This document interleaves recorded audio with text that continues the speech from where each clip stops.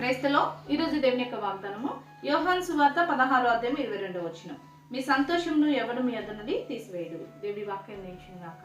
ఆమేన్. అవునండి, మీ కలిగిన సంతోషాన్ని మీ దగ్గర నుండి ఎవ్వరు కూడా దూరపరచలేరు.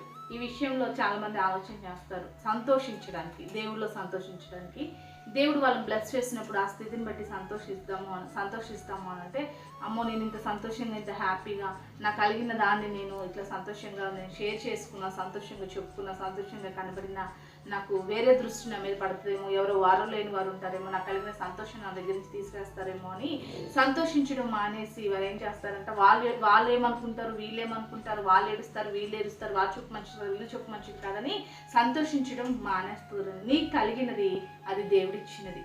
అది ఏదైనా కానీ దేవుళ్ళో నువ్వు సంతోషించు. నీ సంతోషం ఎవ్వరు కూడా నీ యొద్ద నుండి తీసివేయలేరు. ఎందుకంటే అది నీకు దేవుడిస్తున్న సంతోషం, దేవుడిచ్చిన బ్లెస్సింగ్స్, దేవుడిచ్చిన ఆశీర్వాదం. అది ఎవ్వరు కూడా నీ యొద్ద నుంచి తీసివేయలేరు. కాబట్టి మనుషులు నీ యొద్ద నుంచి ఏదో ఆశీర్వాదం నీకు కలిగింది ఏదో తీసేస్తారన్న భయం నీలోంచి తీసివేసి, దేవుని బట్టి, దేవుడు నిన్ను ఆశీర్వదించేదాన్ని బట్టి, దేవుడు నీకు ఇచ్చిన దాన్ని బట్టి సంతోషించి దేవుని మహిమపరచు. ఆ రీతిగా సంపూర్ణ సంతోషం దేవుడు అన్ని విషయాల్లో నీకు అనుగ్రహించును గాక.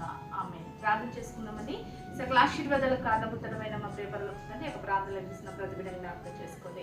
ఆయా నీవిచ్చిన స్థితిని బట్టి సంతోషించలేక ఇతరుల వైపు చూస్తున్న బిడ్డల అవిధేయతను క్షమించి, వారి కలిగినది నీవిచ్చామని గ్రహించి నిన్ను బట్టి సంతోషించి కృప ప్రతి ఒక్కరికి దయచేయమని యేసు నామములో ప్రార్థిస్తున్నాం తండ్రి. ఆమేన్.